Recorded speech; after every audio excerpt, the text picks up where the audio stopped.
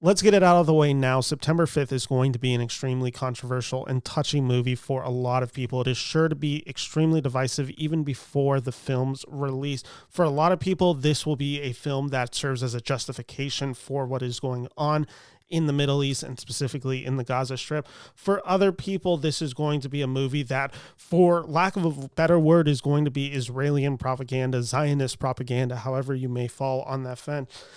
And it is I don't want to say it's a coincidence that this movie comes out a year after the October 7th attack, because I don't necessarily believe that to be true.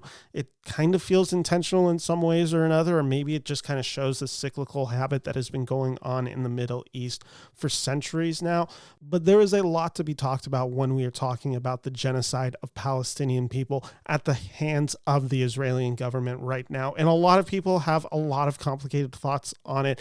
Some of those that I won't really go into on this video. However, it is all context for discussing September 5th. And I think the context of this forefront right here is really important to getting into the conversation, because I think it's shaping the narrative of how September 5th is being discussed at large in ways that are fair and maybe in a lot of ways that are unfair. We'll get to that.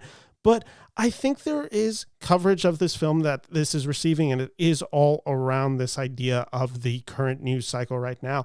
And you're seeing it even with some of the responses of this film. I wanted to share two, one that came from Slant Magazine and one that came from Hollywood Reporter, one being negative, one being more positive. So let's start with Slant Magazine's writer, Greg Newson, who gave this film a 1.5 out of 4-star review. And I'm going to just quote him directly. "This is a film about a story with clear victims and clear perpetrators being sold to a global audience by a group of well-meaning American journalists who happen to be caught up in the fray."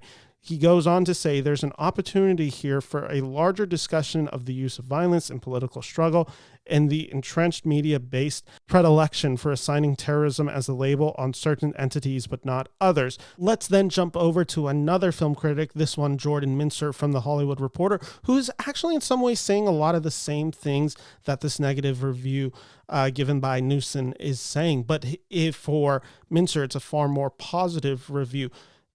Speaking about the director, Fehlbaum steps back often enough to help viewers see the bigger picture at play. What happens if Black September winds up executing one of the athletes? Should the team also capture that live on television and possibly broadcast it back home where competitors under the Israeli flag parents are watching the situation unfold? He goes on to note that the larger Israeli and Palestinian question, however, is never raised in the film, which keeps its eyes glued to events as they unfolded back then. And what you're seeing in both of those reviews, besides one being more positive and one being more negative, they are saying essentially the same thing about the core of this film, which this film doesn't really concern itself with the current day events. And that might be for better or worse, and that's what we're exploring today.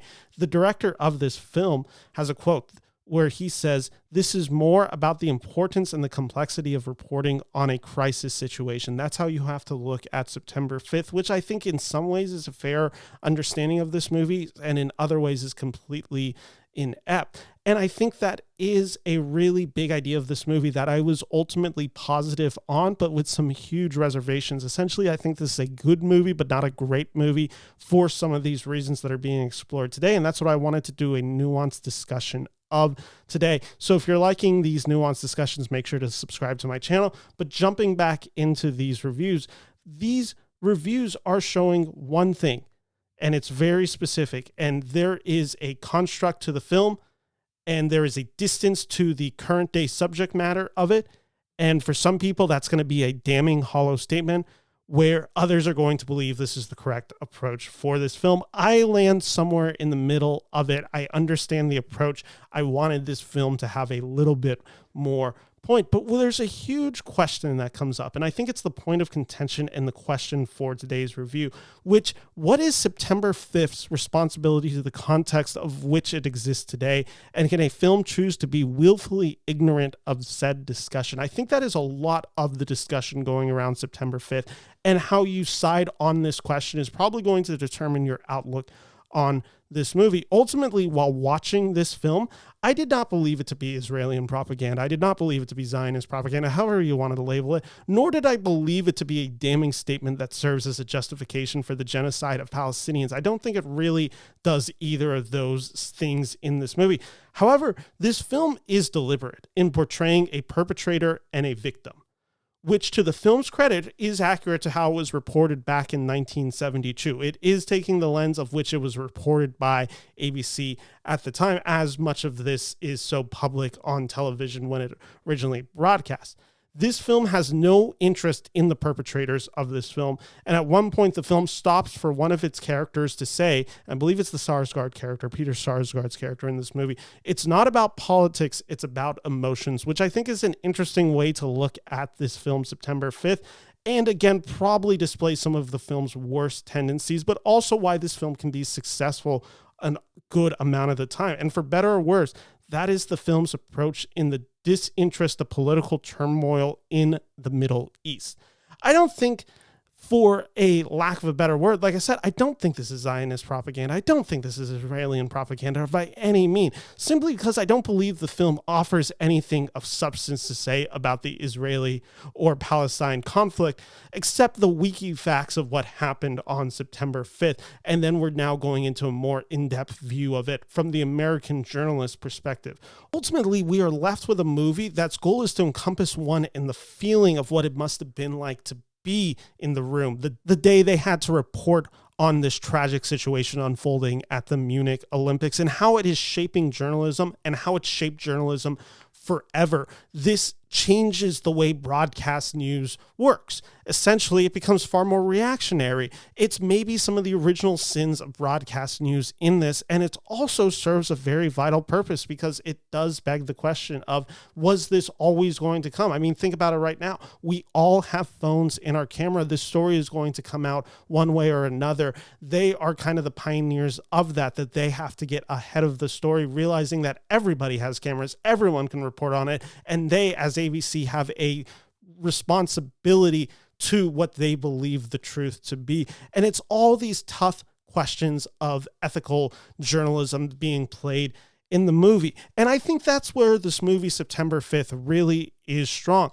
Its lack of political interest is what I think makes this movie good, not great, though. I think there could have been more to understand the political intrigue, the political situation going on in 1972 that really would have elevated the film. And as we'll see about that in my review, there is really easy ways that I think this film could have done it that really would have just shifted how this movie's approach is. But for some of you realize that I haven't actually gone into a description on September 5th. I kind of did that because I figured a lot of you knew what this event was. I mean, it's a very famous historical event, but this movie is about journalists and the ethics that go into reporting a tragedy like September 5th at the Munich Olympics. Specifically, this film recounts the Munich Massacre from the perspective of the ABC sports crew led by Roone, Arledge, Jeffrey Mason, and Marvin Bader, who put themselves in a situation to have ABC anchors Jim McKay and Peter Jennings report on the hostage situation. This actually happened in 1972.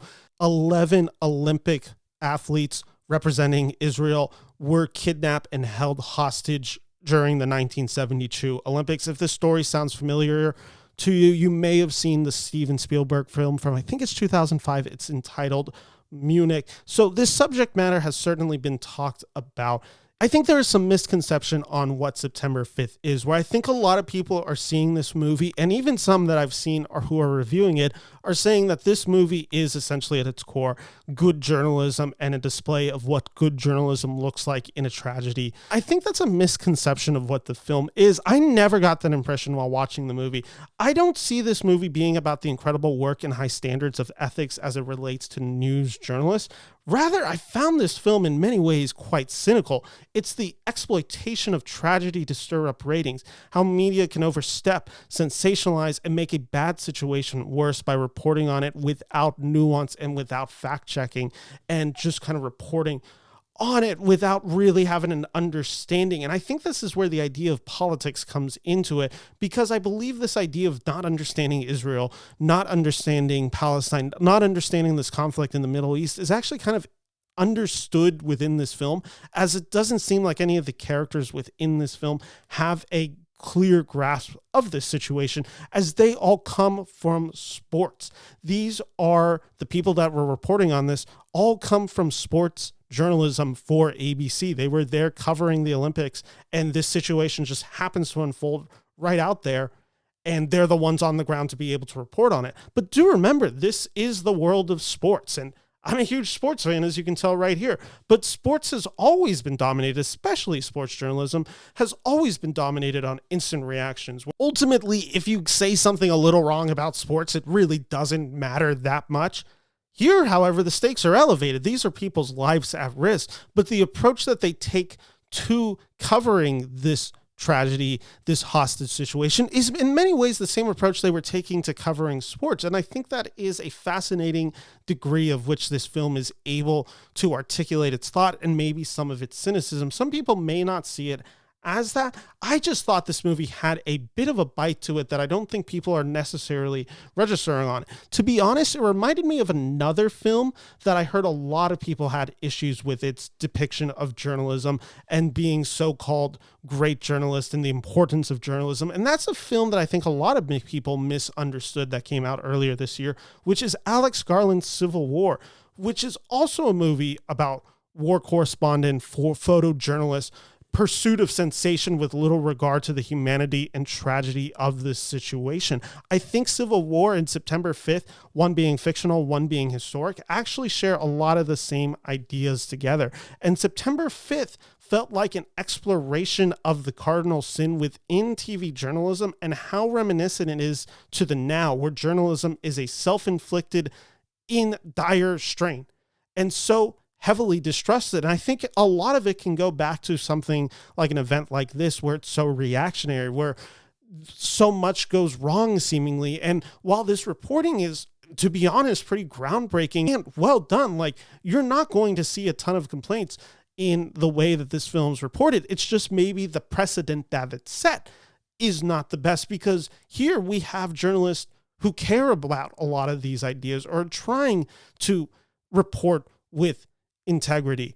But there's also corporate interests going around. There's time slot discussions. Like, there's so much about ratings, realizing that the world is watching them and having that type of power. I think that is the danger of a situation like this, when journalism can really be delegated down to a bottom line of ratings. And that's something that I think this film is trying to capture. Yet, where this film specifically and Civil War vary is, I think Civil War is purposefully ignores politics and agendas to showcase the ridiculous nature of ignoring such discussions within reporting. It's kind of showing the hypocrisy of being able to do that.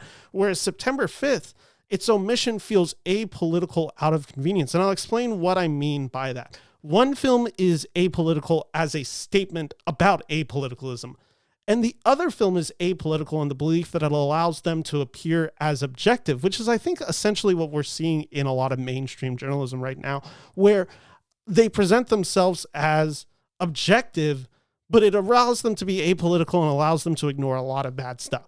And I think ultimately this movie isn't radical enough to be anything more than suspicious of journalists' search for sensationalism, and the lack of bite is what is causing such division. I really think that. And here's how I would explain this.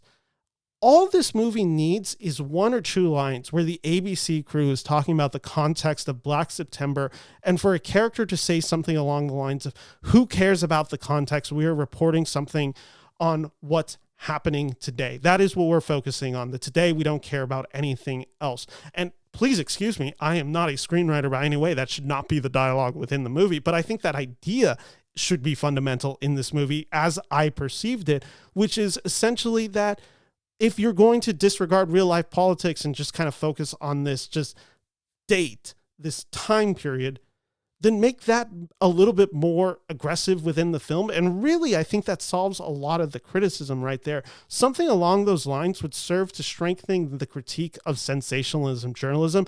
And also, I believe it would calm a lot of people's beliefs that this film is something far more sinister. Just giving that line is an acknowledgement of this is being ignored, And that is to portray something negative within the media. And that's an intentional belief.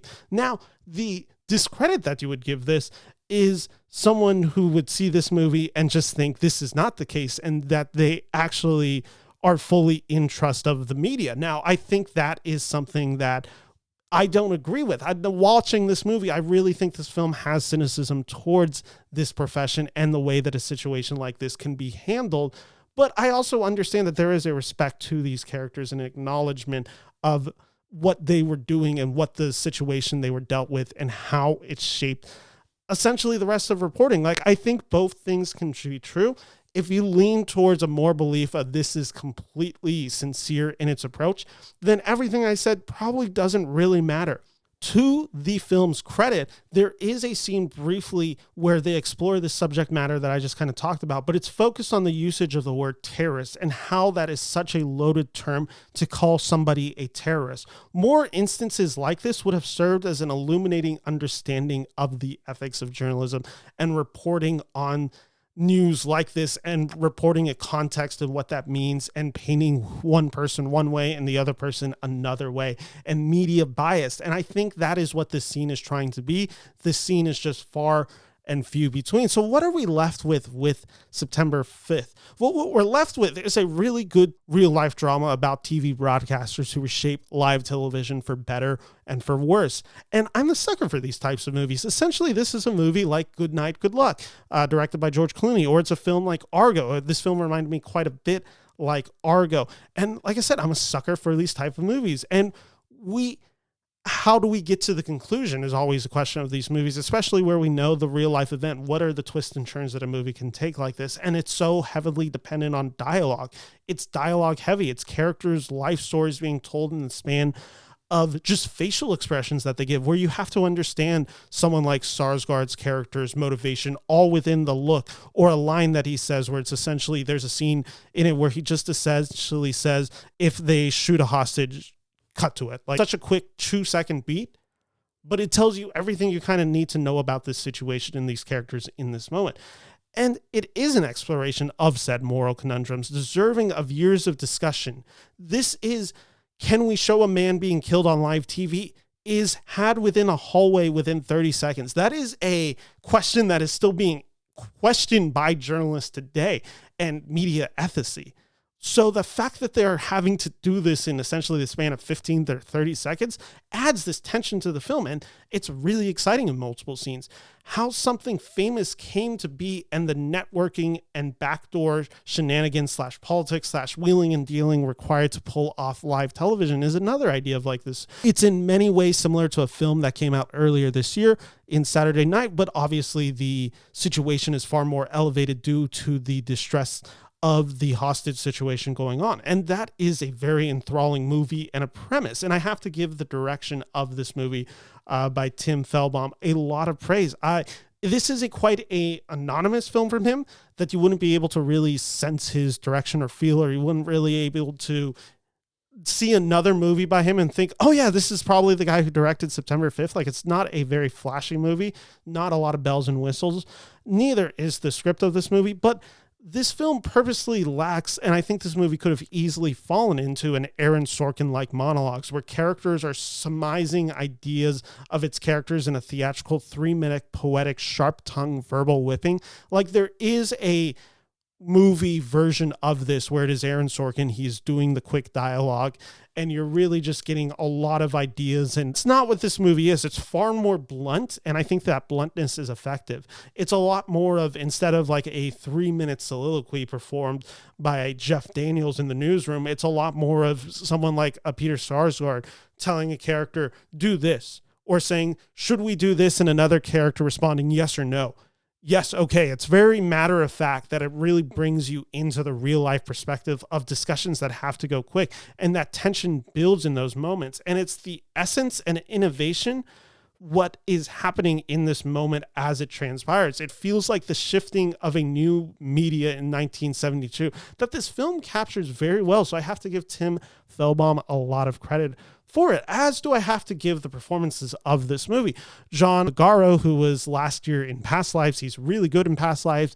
He's also really good in September 5th, being the character of Jeffrey Mason, who is essentially almost the producer of this broadcast, and he has to do a lot of the kind of liaisons of keeping everyone happy, being in communication with Roone Arledge, president of ABC Sports, played by Peter Sarsgaard. He's in constant communication with a lot of these characters, back with the network, back with a translator played by Leonie Beseech. Like, there's a lot of that in this movie where he is kind of the center of all of the chaos ensuing, and he holds this film steady. He is a very steady film present. Peter Sarsgaard is just, as always, delightfully good in this movie. He plays Roone Arledge, the president of ABC Sports. He has a lot of the meetings with the higher ups and the one kind of doing a lot of the wheeling and dealing. He's the one who has to make a lot of the decisions on the fly that he then gives to the Magaro character.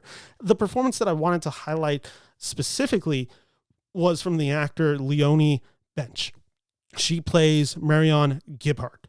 And she is essentially this German who is working at the ABC broadcast studio during the Olympics. And she ends up serving as kind of the translator of what the German police are doing. She's being able to get all the intel. She's hearing it all on the streets, and she is able to transcribe it to John Magaro's character. This character is fairly underwritten, but I quite liked with what this character was doing. And I think Leonie is giving a wonderful performance in this film. So everything around this film is really solid. It's just the story itself that I have some questions on. And I think had this script been able to elevate itself and actually reach out to ask more complex questions, to actually dive into far more ugliness instead of sitting just kind of center on the fence. It is certainly critical, but I think it's a moderate critical. I think this film could have really been more biting, and it would have had a lot more to say.